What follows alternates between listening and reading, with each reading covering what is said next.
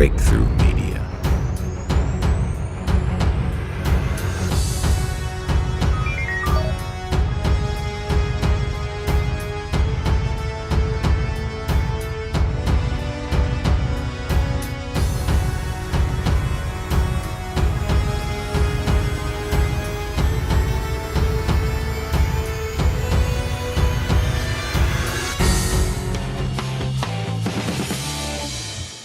Now to the first part of a series you'll see here every Wednesday in the month of March, focusing on men in America.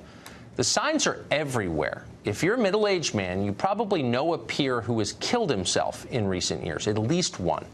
If you're a parent, you may have noticed that your daughter's friends seem a little more on the ball than your son's. They get better grades, they smoke much less marijuana, they spend less time playing video games, they go to more prestigious colleges. If you're an employer, you may have noticed that your female employees show up on time. The young men often don't. And of course, if you live in this country, you've just seen a horrifying series of mass shootings, far more than we've ever had. Women didn't do that. In every case, the shooter was a man. Something ominous is happening to men in America. Everyone who pays attention knows that. What's odd is how rarely you hear it publicly acknowledged. Our leaders pledge to create more opportunities for women and girls, whom they imply are failing. Men don't need help. They're the patriarchy. They're fine, more than fine. But are they fine? Here are the numbers. Start with the most basic, life and death. The average American man will die 5 years before the average American woman. One of the reasons for this is addiction. Men are more than twice as likely as women to become alcoholics. They're also twice as likely to die of a drug OD. In New Hampshire, one of the states hardest hit by the opioid crisis, 73% of overdose deaths were men. But the saddest reason for shortened lifespans is suicide. 77% of all suicides in America are committed by men. The overall rate is increasing at a dramatic pace. Between 1997 and 2014, there was a 43% rise in suicide deaths among middle-aged American men. The rates are highest among American Indian and white men, who kill themselves at about 10 times the rate of Hispanic and black women. You often hear America's incarceration crisis.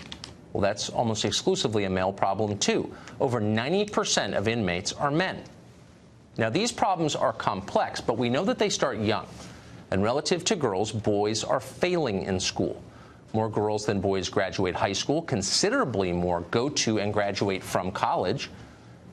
In schools at every level, boys account for the overwhelming majority of discipline cases. One study found that fully 1 in 5 high school boys had been diagnosed with some form of hyperactivity disorder. That's compared with just 1 in 11 girls.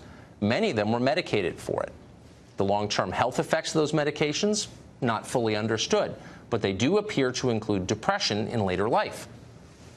Women now decisively outnumber men in graduate school. They earn the majority of doctoral degrees. They're now the majority of new enrollees in both law and medical schools. For men, the consequences of failing in school are long-term and profound. Between 1979 and 2010, working-age men with only high school degrees saw their real hourly wages drop about 20%. Over the same period, high school-educated women saw their wages rise. The decline of the industrial economy disproportionately hurt men. There are now 7 million working-age men in America who don't work. They've dropped out of the labor force. Nearly half of them take pain medication on any given day. That is the highest rate in the world by far. Far fewer young men get married than did just a few decades ago, and fewer stay married. About 1 in 5 American children live now only with their mothers. That's double the rate of 1970. Millions more boys growing up without fathers. Young adult men are now more likely to live with a parent than they are to live with a spouse or a partner. That is not the case for young women. Single women buy their own homes at more than twice the rate of single men. More women than men now have driver's licenses. Whenever gender differences come up in public debate, the so-called wage gap seems to dominate the conversation. You've heard it. A woman makes 77 cents for every dollar a man earns. That's a statistic that you'll hear a lot. Presidents have repeated it, many candidates. It's everywhere. And yet that number compares all American men to all American women across all professions. No legitimate social scientist would consider that a valid or meaningful measure. The number doesn't mean anything. It's intentionally misleading. It's a talking point. Once you compare men and women with similar experience working the same hours in similar jobs for the same period of time, that's the only way you can measure it, the gap all but disappears. In fact, it may invert. One study using census data found that single women in their 20s living in metropolitan areas now earn 8% more on average than their male counterparts. By the way, the majority of managers in the workplace are now women. Women on average are scoring higher on IQ tests than men are. Even physically, men are falling behind. A recent study found that almost half of young men failed the Army's entry-level physical fitness exam during basic training. Fully 70% of American men are now overweight or obese. That's compared to 59% of American women. Perhaps most bafflingly and terrifyingly, men seem to be becoming less male fundamentally, measurably. Sperm counts, for example, across the West have plummeted. They're down almost 60% since the early 1970s. Scientists don't know why this is. Testosterone levels in men have also fallen precipitously. One study found that average levels of male testosterone dropped by 1% every year after 1987, and it's not related to age. In other words, the average 40-year-old man in 2017 would have testosterone levels 30% lower than the average 40-year-old man in 1987. There is no upside to this trend. Lower testosterone levels in men are associated with depression, lethargy, weight gain, decreased cognitive ability. Nothing like this has ever happened to a population this big. So you'd think we'd want to know exactly why. What's going on? How do we fix it? And yet the media ignore that story. It's considered a fringe topic somehow. Nor is it, believe it or not, a priority in the scientific research establishment. We checked, and we couldn't find a single NIH-funded study on why testosterone levels are falling. We did find a study on, quote, pubic hair grooming prevalence and motivation among women in the U.S. So those are the numbers, and they paint a very clear picture. American men are failing in body, in mind, and in spirit. This is a crisis.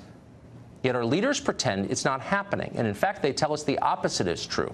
Women are victims. Men are oppressors. To question that assumption is to risk punishment. Even as women far outpace men in higher education, for example, virtually every college campus supports a women's studies department whose core goal is to attack male power. Our politicians and business leaders internalize and amplify that message. Men are privileged, women are oppressed. Hire and promote and reward accordingly. Now, that would be fine if it were true, but it's not true. At best, it's an outdated view of an America that no longer exists. At worst, it's a pernicious lie. Either way, ignoring the decline of men does not help anyone. Men and women need each other. One cannot exist without the other. That is elemental biology. It's also the reality that each one of us has lived with our parents and siblings and friends. When men fail, all of us suffer. How did this happen? How can we fix it? We hope that this series, each Wednesday this month, answers those questions.